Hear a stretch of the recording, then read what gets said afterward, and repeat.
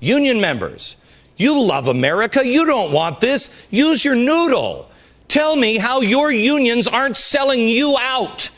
They're protecting the American worker, are they? Listen to the executive vice president of SEIU as he talks about who the SEIU members are here in America. Watch. The SEIU is the largest union of immigrant workers in the country.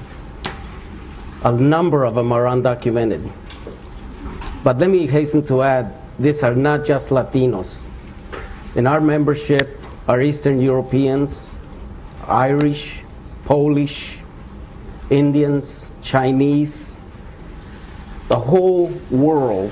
Nobody from the Middle East is represented among the undocumented and also in our membership.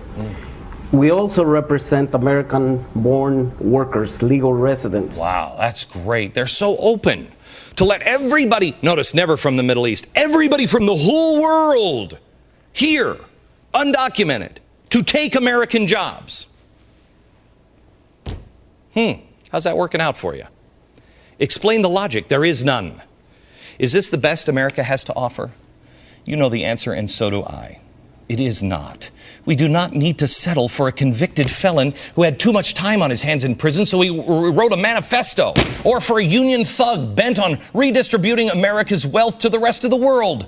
These two people are just the hand-selected goons who are leading the way down to the road of total transformation. But here's the good news. Americans are catching on.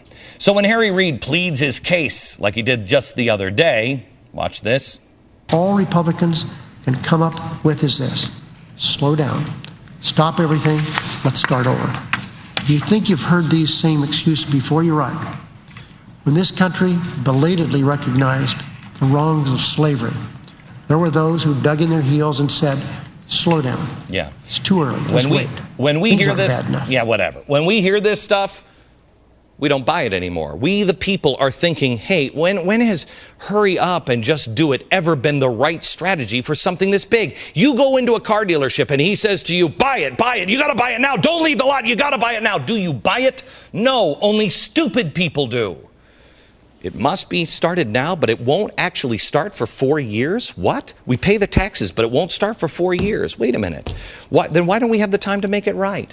Why don't we make sure it's right? Why don't we make sure that there's nothing funny going on here? And then once we're finished, if we decide to, we could still enact it by 2013. No. Instead, don't think, don't ask, don't wait another second. Call now. This plan was drafted in federal prison back in 2006. It is a plan that, with the health care part of it, will cost over $1 trillion plus. But somehow or another, it's free. It adds 40 million patients and no doctors, but somehow or another, it won't ration care. It cuts Medicare benefits, but no elderly suffer. It adds fees, taxes, and bureaucracy, yet nobody seems to pay. And if you believe that, you'll believe then that we've saved or created 200 million jobs this week alone, and that the temperature on the earth is so hot right now that it's cold, and that the Atlantic Ocean is boiling. And despite the fact that we didn't even have one this year, hurricanes are more powerful, intense, and frequent than ever before. Don't think about any of this. Don't. Just act right now. You know what? It doesn't make sense if you stop and think.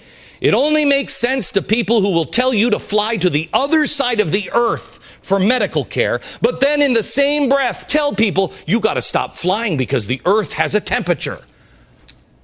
Explain it.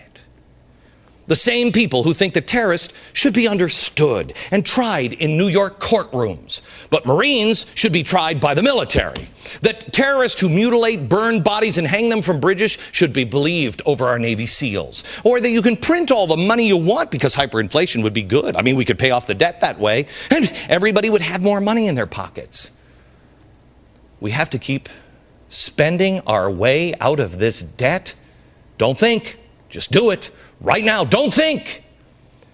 The only thing that this administration and these people in Washington now want to hold off on and sit, think, mull it over, be careful, chew on it a bit. Let me stew, simmer, settle on this.